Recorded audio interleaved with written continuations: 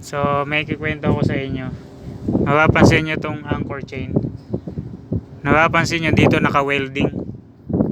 Dito hindi.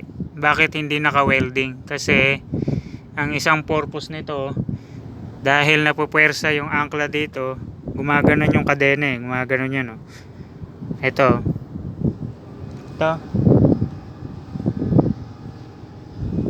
Parang gumaganto yan.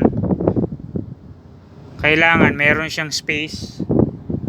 Meron siyang space na gaganunan yung ito tsaka ito.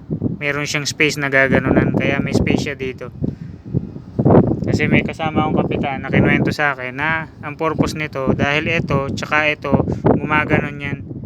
Hindi lang natin napapansin kasi napupwersa yan dito pag bumababa. Ayan o.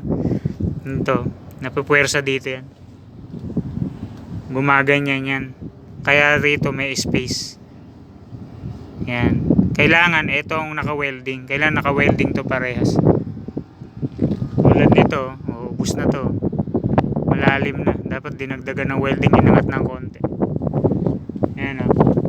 Papansin nyo, naka-welding dun. Dito hindi. Ayan o. Naka-welding dito. Dito hindi. May uwang. Para gumalaw-galaw siya. Kasi napupwersa yung angkla.